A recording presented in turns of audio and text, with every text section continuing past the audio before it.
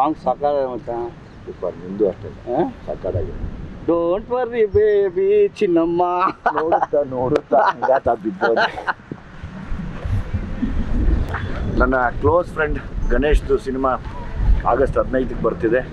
ಅದರಲ್ಲಿ ನನ್ನ favourite song ಕೂಡ ಚಿನ್ನಮ್ಮ ಸಾಂಗು. ಆಮೇಲೆ ಇನ್ನೊಂದು ಹಾಡಿದೆಯಲ್ಲಪ್ಪ ಅದು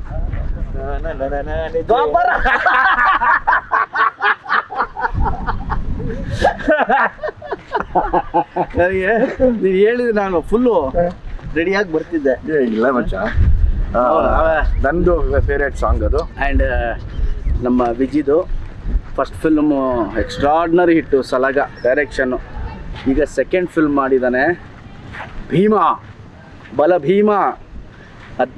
ನಮ್ದು 15ಕ್ಕೆ ರಿಲೀಸು, ನಮ್ಮ ವಿಜಿದು 9ನೇ ತಾರೀಕು ರಿಲೀಸು. ಸಲಾಗ ಎಷ್ಟು ನೀವು ಬ್ಲೆಸ್ಸಿಂಗ್ ಕೊಟ್ಟರೋ, ಸೂಪರ್ ಹಿಟ್ ಮಾಡಿದ್ರು, ಈ ಭೀಮಾನು ಅಷ್ಟೇ ಸೂಪರ್ ಡೂಪರ್ ಹಿಟ್ ಮಾಡಿ ನಮ್ಮ ಇಡೀ ತಂಡವನ್ನು ಆಶೀರ್ವಾದ ಮಾಡಬೇಕು ನೀವೆಲ್ಲ. ಬಿಕಾಸ್ ನನಗೆ ಸಲಾಗ ಒಂದಷ್ಟು ಸೀನ್ಸು ಹಾಡುಗಳು ಭಾಳ ಇಷ್ಟ. ಭೀಮಲ್ಲಿ ಆಟಿಟ್ಯೂಡೇ ಸೂಪರ್ ಮಚ್ಚ. ಹೌದಾ? ಆಟಿಟ್ಯೂಡೇ ಸೂಪರ್. ಬೈಕಲ್ಲಿ ಬರ್ತಾ ಏಯ್ ಕೊಂಡ್ರೆ ಓನೇ ಅದು ನಿಮಗೆಲ್ಲ ಭೀಮಾ ಅನಿಸುತ್ತೆ. ಬಟ್ ಆ ಆಟಿಟ್ಯೂಡ್ ನೋಡಿದ್ರೆ ನನಗೆ ರಿಯಲ್ ವಿಜಿ ಅನಿಸುತ್ತದೆ ನಮ್ಮ ಹಾಕ್ಕೊಂಡು. ಬಿಕಾಸ್ ನಾನು 2001, 2, 3 ಎಲ್ಲ ನಾವು ಇವನು ಕವಾಸಕಿ, ನಾನು ಸುಜುಕಿ ಇಬ್ರು. ಸೊ ಅವಾಗ ಅದೇ ಥರ ಬರೋನು ದಮ್ ಹಾಕೊಂಡು ಕವಾಸಕಿ ಅಂದರೆ ನನಗೆ ಈ ಇನ್ನೊಂದು, ನಾನು ಇವ್ನು ಕೂದಲು ದೊಡ್ಡ ಫ್ಯಾನು. ಅಲ್ಲಿ DVG ರೋಲ್ ಬರೋ ಕೂದಲು ಎಲ್ಲ ಹಾಕೊಂಡು ನಾನು ಮಗ ನೀನು ಸೇಮ್ ಶಾರುಖ್ ಖಾನ್ ಥರ ಕಾಣಿಸ್ತೀನಿ ಕೊಡೋ ನೀನು ಅಂತ ನೆನಪಿದ್ಯಾ? ಹೌದೌದೌದೌದೌದು. ಕರೆಕ್ಟಾಗಿ ನೋಡಿ ಶಾರುಖ್ ಖಾನ್ ಥರ ಕಾಣ್ತಾನೆ ನಮ್ಮವನು. ಎಲ್ಲಾನು ಮೀರಿ ಮಚ್ಚ 18 ವರ್ಷ ಆದಮೇಲೆ ನಾನು ನೀನು ಒಟ್ಟಿಗೆ ಬರ್ತಾ ಇದ್ದೀವಿ.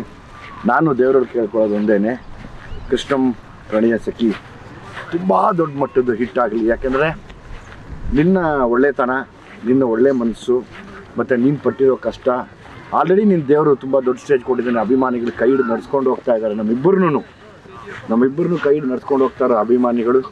ಮತ್ತು ನಮ್ಮನ್ನು ಒಟ್ಟಿಗೆ ತೆರೆ ಮೇಲೆ ನೋಡುವಂಥ ಟೈಮ್ ಬಂದಿದೆ. ಒಂದು ವಾರ ಹಿಂದೆ ಮುಂದೆ ನಾನು ಬಂದು ನಿನ್ನ ಸಿನಿಮಾನ ನೋಡ್ತೀನಿ, ನೀನು ಬಂದು ನನ್ನ ಸಿನಿಮಾನ ನೋಡು. 100%. ನಮ್ಮಿಬ್ಬರು ಸಕ್ಸಸ್ಗೆ ನಾವು ಎಷ್ಟು ಮಜಾ ಮಾಡಿದ್ವಿ ಅವತ್ತು. ಹೌದು. ನಾನು ಆ್ಯಕ್ಚುಲಿ ಬರ್ತಾ ಈಗ ತುಂಬ ಎಮೋಷ್ನಲ್ ಆದೆ. ತುಂಬ ಎಮೋಷ್ನಲ್. ಹೆಂಗೆ ಅಂದರೆ ವಿಜಿ ನೀನು ನೋಡಿದ ತಕ್ಷಣ ನಾನು ಹೆಂಗಾದೆ ಗೊತ್ತಾ, ಅವನು ಕರೆದು ಹೇಳ್ದಲ್ಲ ವಿಜಿ ಸರ್ ಒಂದಲ್ಲ, ನಾನು ನೋಡಿದ ತಕ್ಷಣ ಏನೋ ಅದೊಂಥರ ಎಲ್ಲೋ DVG ರೋಡಲ್ಲಿ ನಮಗೆ ಮಧ್ಯಾಹ್ನ ಊಟಕ್ಕಿಂತ ಪಟ್ ಅಂತ ಸಿಕ್ತಂಗೆ ಯಾರೋ ಒಬ್ರು ಸಿಕ್ಕಂಗೆ. ಅದು ನೆನಪಾಯ್ತು ನನಗೆ. ಈಗ ಬರ್ತಾ ಸುಮ್ಮನೆ ದಾರಿಲಿ ಯೋಚನೆ ಮಾಡ್ಕೊಂಬಂದೆ. ಈಗ ಯಾರೋ ನೋಡಿದೆ 18 ವರ್ಷಕ್ಕೆ ಮತ್ತೆ ಪೈಪೋಟಿಯಲ್ಲಿ ಬಿದ್ರ ಗೋಲ್ಡನ್ ಸ್ಟಾರ್ ಗಣೇಶ್ ಮತ್ತೆ ದುನಿಯಾ ವಿಜಯ್. ನಮ್ಮ ತಾಯಣ್ಣ ನಮ್ಮಿಬ್ರು ಯಾವ ಪೈಪೋಟಿನೂ ಇಲ್ಲ. ಎಲ್ಲಿದ್ರು ನಾನು ಒಳ್ಳೇದು ಬಯಸುವಂತ ಒಬ್ಬ ಒಳ್ಳೆ ಸ್ನೇಹಿತ ಗಣೇಶ್. ನಾನು ರಾತ್ರಿ 12 ಗಂಟೆ ಫೋನ್ ಮಾಡಿಬಿಟ್ಟು ವಿಜಿ ಅರ್ಜೆಂಟ್ ಬಾ ಅಂತ ಹೇಳಿದ್ರೆ ಬರೋ ಅಂತ ಏಕೈಕ ಮನುಷ್ಯ ವಿಜಿ. ರಾತ್ರಿ 12 ಗಂಟೆಗೆ ಫೋನ್ ಮಾಡಿ ಗಣಿ ಬಾ ಅಂದರೆ ಎಲ್ಲೂ ಹೋಗಲ್ಲ ನಾನು, ಹೋದ್ರೆ ಇವನ್ ಮಾತ್ರ ಹೋಗ್ತೀನಿ. ಅಷ್ಟು ನನಗೆ ಪ್ರೀತಿ ನಮ್ಮ ವಿಜಿ ಅಂದರೆ. ನಮ್ಮ ಸಲಾಗ ಇವನು ಸಲಾಗ. ನನಗೆ ಯಾಕೆ ಎಮೋಷನಲ್ ಆದೆ ಅಂದರೆ ಬರ್ತಾ ಅಲ್ಲಿಂದ ಇಲ್ಲಿಗೆ ಬರ್ತಾನೆ ಒಂದಷ್ಟು ಯೋಚನೆ ಮಾಡ್ಕೊಂಡ್ಬಂದೆ.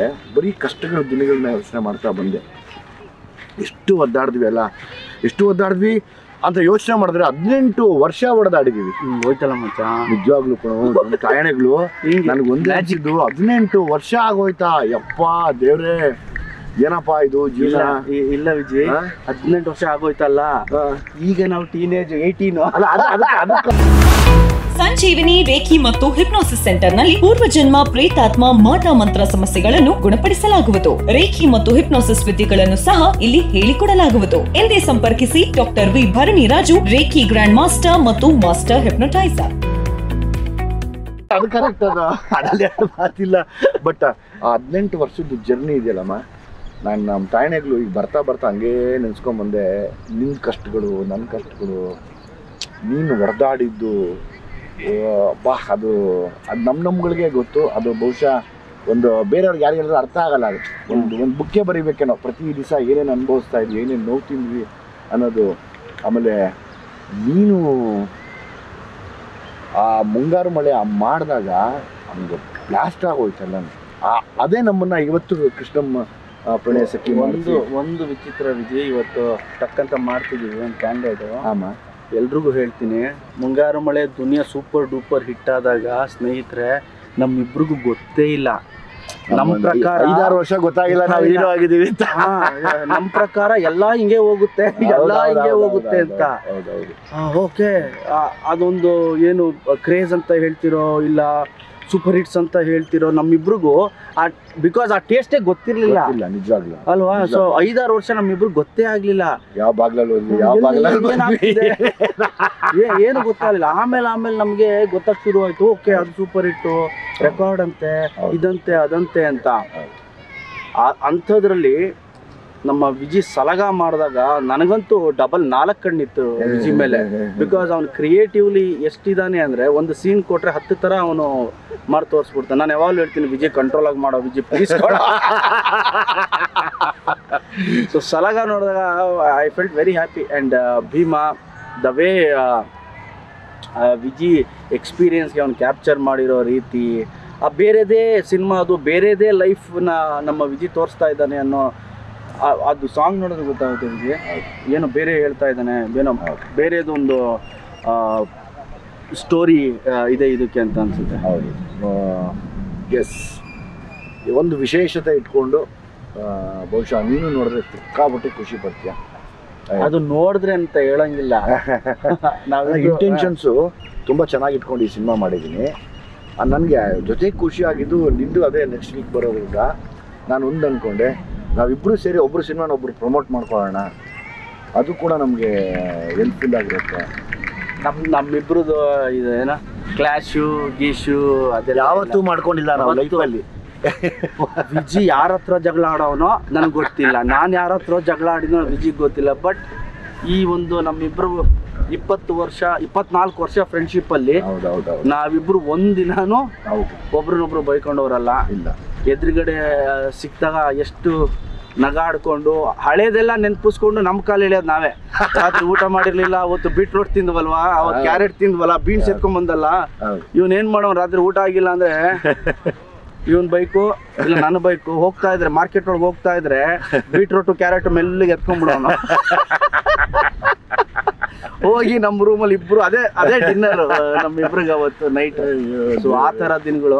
ಇವತ್ತು ನಮ್ಮ ವಿಜಿ ಒಬ್ಬ ಡೈರೆಕ್ಟರ್ ಆಗಿದ್ದಾನೆ, one of the best actor, one of the best action ಅಂತ ಹೇಳೋಕ್ಕೆ ಇಷ್ಟಪಡ್ತೀನಿ. ನಾನು ವಿಜಿನ ಹೆಚ್ಚು ಇಷ್ಟಪಡೋದು ದ ವೇ ಅವನು ಡೆಡಿಕೇಟ್ ಮಾಡಿದ ರೀತಿ. ನೀವು ಯಾರಿಗೂ ಸುಮಾರು ಜನಕ್ಕೆ ಗೊತ್ತಿರುತ್ತೆ, ವಿಜಿ ಫ್ಯಾನ್ಸ್ಗಳಿಗೆ, ಸಿನಿಮಾ ಅಭಿಮಾನಿಗಳಿಗೆ, ಇವನು ಬೆಳಿಗ್ಗೆ 5 ಗಂಟೆಗೆ ಎದ್ದು ಪಾರ್ಕಲ್ಲಿ ಒಬ್ಬನೇ ಓಡಾಡೋನು, ಒಬ್ಬನೇ ಲಗಾಟಿ ಹೊಡಿತಾ ಇರೋನು, ಬ್ಯಾಕ್ ಸಮ್ಮರು, ಫ್ರಂಟ್ ಸಮ್ಮರು, ಫ್ಲಿಪ್ಸು, ಒಬ್ಬನೇ ಓಡೋ. ನಾನು ವಿಜಿ ಏನು ಇಷ್ಟು ಮಾಡ್ತಿದ್ಯಾ ಮಗ, ಒಂದು ಪಿಕ್ಚರ್ ಸಿಕ್ಕಿದೆ ಮಗ, ಏನು ಆಕ್ಟರ್ ಮಚ್ಚ, 2 ದಿನ ಕರೆದ, 2 ದಿನಕ್ಕೆ 20 ದಿನ ಪ್ರಾಕ್ಟೀಸ್ ಮಾಡ್ತಿರೋ. ಸೊ ಆ ಥರ ಒಬ್ಬ ಡೆಡಿಕೇಟ್. ಅದಕ್ಕೆ ಏನೋ ಮಾಡ್ಬೇಕಾ ವಿಜಿ ಹೇಳಿದ್ರು, ವಿಜಿ ಕಂಟ್ರೋಲ್ ಮಾಡ, ಪ್ಲೀಸ್ ಕಂಟ್ರೋಲ್ ಮಾಡ ವಿಜಿ. ಹೌದು, ನನಗೆ ಹ್ಯಾಪಿ ಫಾರ್ ಹಿಮ್. ಗಣೇಶನ್ ಯಾವಾಗಲೂ ಒಂದೇ ವಿಷಯಕ್ಕೆ ನೆನೆಸ್ಕೋತೀನಿ, ಯಾಕೆಂದರೆ ಅವ್ನು ಎಲ್ಲೂ ಬದಲಾಗಲೇ ಇಲ್ಲ. ನೀನೆಲ್ಲೂ ಬದಲಾಗಲಿಲ್ಲ ಮಚ್ಚ, ಯಾವತ್ತೂ ಬದಲಾಗಲಿಲ್ಲ.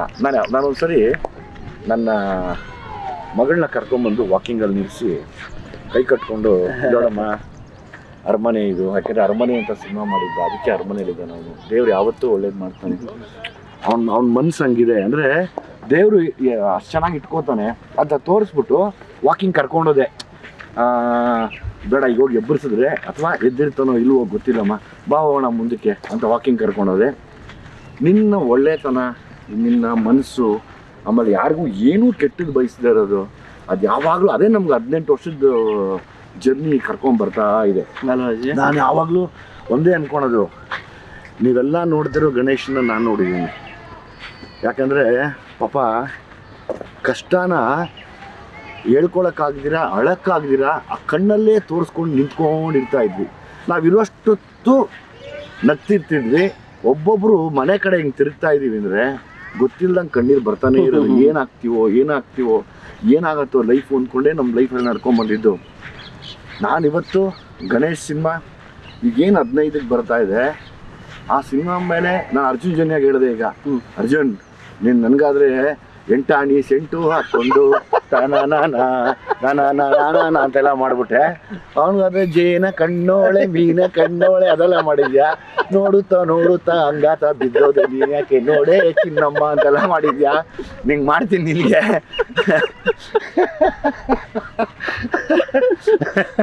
ಅಂತ ಹೇಳಿದೆ.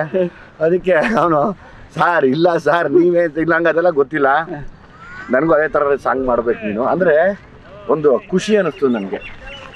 ಈಗ ನಾನೊಬ್ಬ ಡೈರೆಕ್ಟರ್ ಆದಮೇಲೆ ಒಂದು ಸಾಂಗ್ ಹಿಟ್ ಮಾಡೋಕ್ಕೆ ಎಷ್ಟು ಕಷ್ಟ ಅಂತ ನನಗೆ ಗೊತ್ತು ಆಯಿತಾ. ಆಮೇಲೆ ಒಂದು ಸಾಂಗ್ ಪರ್ಫಾರ್ಮ್ ಮಾಡೋದಕ್ಕೆ ಅದೆಲ್ಲ ನೋಡ್ತಾ ಇದ್ದೆ ನಾನು, ನೀನು ಡ್ಯಾನ್ಸು ಗೀನ್ಸು ಅದೆಲ್ಲ ನೋಡ್ಕೊಂಡು ಅಂದ್ಕೊಂಡೆ ನಾವೆಲ್ಲ ಕ್ವಾಲಿಟಿ ಡ್ಯಾನ್ಸರ್ಸ್ ಮಚ್ಚ. ಇಲ್ಲ ಮಚ್ಚ, ನೀನು ಸಖತ್ತಾಗಿ ಮಾಡ್ತೀವೋ, ನನಗೆ ಬರಲ್ಲ, ಇನ್ನು ನನ್ನೇನ ಕರೆದ್ಬಿಟ್ರೆ ಕಷ್ಟ. ನನ್ನೇನ ಡ್ಯಾನ್ಸ್ ಕರೆದ್ರೆ ಮುಗಿದೋಯ್ತು ಅವ್ರ ಕತೆ. ನಿನ್ನ ಫೇವ್ರೇಟ್ ಸ್ಟೆಪ್ ಹೇಳ ಯಾರು ಮಚ್ಚ? ಈಗ ನಾನು ಈಗ ನಾನು ನೋಡ್ಕೊಂಡ್ ಬಂದೆ ಮಚ್ಚ, ಎಷ್ಟು ಚೆನ್ನಾಗಿ ಮಾಡಿದ್ದೀನಿ. ನೋಡುತ್ತಾ ನೋಡೇ ದ್ವಾಪರ ಅದು ಸಖತ್ ಖುಷಿ ಅನಿಸ್ತು. ಆಮೇಲೆ ಯಾಕೆ ನಾನು ಗಣೇಶ ಚೆನ್ನಾಗಿದ್ದೀವಿ ಅಂದರೆ ಇಬ್ಬರು ಅತಿರೇಕದ ಕಷ್ಟ ನೋಡಿದ್ದೀವಿ. 100%. ನೀವು ನಂಬಕ್ಕೆ ಆಗಲ್ಲ, ಅಷ್ಟ ಪಾತಾಳ ನೋಡಿದ್ದೀವಿ. ಸೊ ಹಂಗಾಗಿ ನಾವಿಬ್ಬರು ಬದಲಾಗಲ್ಲ. ಆಮೇಲೆ ನನಗೆ ಒಂದು ಆಸೆ ಇದೆ ಗಣೇಶ, ನನ್ನ ಡೈರೆಕ್ಷನಲ್ಲಿ ನಾವಿಬ್ಬರು ಕಾಂಬಿನೇಷನ್ ಮಾಡಬೇಕು. ನೀನು ಯಾವಾಗ ಹೇಳ್ತೀಯ? ನಿನ್ಗೆ ಯಾವ ಥರದ್ದು ಇಷ್ಟ ಹೇಳು, ಅಂದರೆ ಆ್ಯಕ್ಷನ್ ಇಷ್ಟನಾ? ಏನು ನೀನು ಸ್ಕ್ರಿಪ್ಟ್ ಮಾಡು, ನೀನು ಯಾವಾಗ ಹೇಳ್ತೀಯ ಗಣಿ ನಾನು ರೆಡಿ ಕಣೋ ಇಂಥ ದಿನ ಶೂಟಿಂಗನ್ನು, ಅವತ್ತು ನಾನು ಅಲ್ಲಿರ್ತೀನಿ. ಒಂದು ಆಸೆ ಮಗ, ಯಾಕೆಂದರೆ ಲೈಫು ಇಬ್ಬರನ್ನು ಒಟ್ಟಿಗೆ ಕಟ್ಕೊಡ್ತು. ಈಗ ನೀನು ಡೈರೆಕ್ಟರ್ ಆಗಿದ್ರು ನಾನು ಕೇಳ್ತಿದ್ದೆ ಮಚ್ಚ ನಂಗೆ ಡೈರೆಕ್ಷನ್ ಮಾಡು, ಈಗ ಮಾಡಿ ನಂಗೆ ನಾನು ಮಾಡ್ತೀನಿ. ನೀನು ಸ್ಕ್ರಿಪ್ಟ್ ಮಾಡು, ಎನಿ ಟೈಮ್ ನೀನು ಹೇಳು ಇಂಥ ದಿನ ಶೂಟಿಂಗ್ ಗಣಿ ನಾನು ಮಾಡ್ತೀನಿ. ನಾನು ಅಲ್ಲಿ ಬಂದು ಇಲ್ಲ ಮಾಡ್ಬೇಕು. ಯಾಕೆ ಗೊತ್ತಾ, ಇದೆಲ್ಲವೂ ರೆಕಾರ್ಡಾಗಿ ಉಳ್ಕೊಳ್ಳೋದು ನಮಗೆ ಫ್ಯೂಚರಲ್ಲಿ. ನನಗೆ ತುಂಬ ಆಸೆ ಇದೆ. ಇವಾಗ ನಿನ್ನ ಕ್ಯಾಲಿಬರೇ ಬೇರೆ, ನಿನ್ನ ಟ್ಯಾಲೆಂಟೇ ಬೇರೆ. ಬಿಕಾಸ್ ನೀನು ನಿಂತರೆ ಒಂದು ಕ್ಷಣಕ್ಕೆ ಎಷ್ಟೇ ದುಃಖ ಇದ್ರೂ ನಗಿಸ್ತೀಯ, ಎಷ್ಟೇ ದುಃಖದಲ್ಲಿದ್ದರೂ ಅವ್ರನ್ನ ಹಂಗೆ ನೀಟಾಗಿ ಕರ್ಕೊಂಡು ಹೋಗಿ ನಗಿಸಿ ಆಚೆ ಕಡೆ ಕಳಿಸ್ಬಿಡ್ತೀಯ. ಅದು ನಿನ್ನ ಕೆಪಾಸಿಟಿ, ದೇವ್ರು ಕೊಟ್ಟಿರೋದು, ಆ ಸರಸ್ವತಿ ಹೊಲ್ದಿರೋದು ನಿನ್ಗದು. ಆಮೇಲೆ ನಾನು ನಿನ್ನ ಎಮೋಷನ್ ಸೀನ್ಸ್ ನೋಡಿದಾಗ ಪಟ ಪಟ ಪಟ ಪಟ ಪಟ ಪಟ ಅಂತ ಈ ಹುಳ್ಳಿಕಾರು ಹುರಿದಂಗೆ ಹುರ್ಕೊಂಡು ಹೋಗ್ತಾ ಇರ್ತೀವಿ. ಅದು ನನಗೆ ಬರಲ್ಲ ಆ್ಯಕ್ಚುಲಿ, ಇರೋದು ಹೇಳ್ತೀನಿ. ನನಗೆ ಬರದಿರೋದು ನಾನು ಒಪ್ಕೋಬೇಕು. ನಿನ್ನಲ್ಲಿರುವಂಥ ಆ ಒಂದು ಕೆಪಾಸಿಟಿನ, ಆ ಒಂದು ಕ್ಯಾಲಿಬರ್ನ ನೋಡಿ ನಾನು ಯಾವಾಗಲೂ ಅನ್ಕೊತೀನಿ, ಮಾಡಿದ್ರೆ ಒಂದು ಕಾಂಬಿನೇಷನ್ ಮಾಡಬೇಕಿಬ್ರು. ರೆಡಿ ಮಾಡಬೇಕು, ಒಂದು ಒಳ್ಳೆ ವಿಷಯ ಇಟ್ಕೊಂಡು ಮಾಡೋಣ. ಹೆಂಗೆ ಅಂದರೆ ನೆನ್ಸ್ಕೋಬೇಕು, ಮಾಡಿದ್ರೆ ಹೆಂಗೆ ಇರಬೇಕಪ್ಪ ಅಂತ. ಪ್ರಾಬ್ಲಿ ನಾನು ಅದನ್ನು ಯೋಚನೆ ಮಾಡ್ತಾನೇ ಇದ್ದೀನಿ. ಅವನು ನಾಟ್ ಸಿಗ್ಬೇಕು ಅಷ್ಟೇ. ಅದೊಂದು ನಾಟ್ ಸಿಕ್ಕರೆ ಸಕ್ಕತ್ತಾಗಿರೋದು ಮಾಡೋಣ. ಬಿಡೋದೇ ಬೇಡ, ಯಾವುದೇ ಕಾರಣಕ್ಕೂ ಬಿಡೋದು. ಯೋಚನೆ ಮಾಡ್ಬಿಟ್ಟು ಹೇಳಿ ವಿಜಯ್, ಇಂಥ ದಿನ ಗಣಿ ಶೂಟಿಂಗ್ ಶುರು ಬಂದ್ಬಿಡು ಅಂತ. Will sit and will finalise. Definite ಆಗಿ ನಮ್ಮದು ಆಲ್ ದ ಬೆಸ್ಟ್ ನಿನಗೆ. All the best. ಬಲ ಭೀಮನಾಗು. Thank you. All the best. Thank you Vijay. Love you. All the best. Cinema ತುಂಬ ಚೆನ್ನಾಗಾಗಲಿ ನಿಂದು. ನಾನು ಬರ್ತೀನಿ. ನನ್ನ ಪ್ರೀ ರಿಲೀಸ್ ಇವೆಂಟ್ ಕರಿ. ಶೋರ್. ನೀನು ನಮ್ಮ ಪ್ರೀ ರಿಲೀಸ್ ಇವೆಂಟ್ಗೆ ಬರ್ತೀನಿ. ಮಾತು ಕೊಡು, ಬರ್ತೀನಿ ಅಂತ. 100% ಬರ್ತೀನಿ. ಇದೇ ಮಾತಾ? 3ನೇ ತಾರೀಕು ಸಾಯಂಕಾಲ ಬರ್ತೀನಿ, 7 ಗಂಟೆಗೆ. ನಾಳೆ? ಹೌದು. Okay, I'll be waiting. Sure. ಆಯ್ತಾ? ಅಂಡ್ ಅಗೇನ್ ನಿನ್ನ ಪ್ರೀ ರಿಲೀಸ್ ನಾನು ಕರಿಬೇಕಪ್ಪ. ಕರಿತೀನಿ. ನೀನು ಕರೆದ್ರೆ ನಾನು ಬಂದ್ಬಿಡ್ತೀನಿ. ಆಮೇಲೆ 10ನೇ ತಾರೀಕು ಸಾಯಂಕಾಲ ನಾನು ಬರ್ತೀನಿ. 3ಕ್ಕೆ ನಾನು ಬರ್ತೀನಿ, 10ಕ್ಕೆ ನೀನು. ಆಯ್ತು. ಎಲ್ಲಿ ಅದು 10ನೇ ತಾರೀಕು ಸಾಯಂಕಾಲ? ಹೇಳ್ತೀನಿ, ಹುಬ್ಳಿ. 9ಕ್ಕೆ ರಿಲೀಸ್ಕೊಂಡು ಬೇಡ. ಹೌದು, ಬಟ್ ನೀವು ಡೋಂಟ್ ಮಿಸ್. ಶೋರ್. ಆಯ್ತಾ? ಸೊ ಚೆನ್ನಾಗಿತ್ತು ನಮ್ಮಿಬ್ರದ್ದು. ತುಂಬ ಹೊತ್ತು ಮಾತಾಡಿದ್ರೆ, ಚಿಕ್ಕದಾಗಿ ಮಾತಾಡಿ ಒಬ್ರೊಬ್ರು ಶೇರ್ ಮಾಡ್ಕೊಂಡ್ವಿ ಒಂದಷ್ಟು ಎಕ್ಸ್ಪೀರಿಯನ್ಸ್ನ. All the best. Thank you.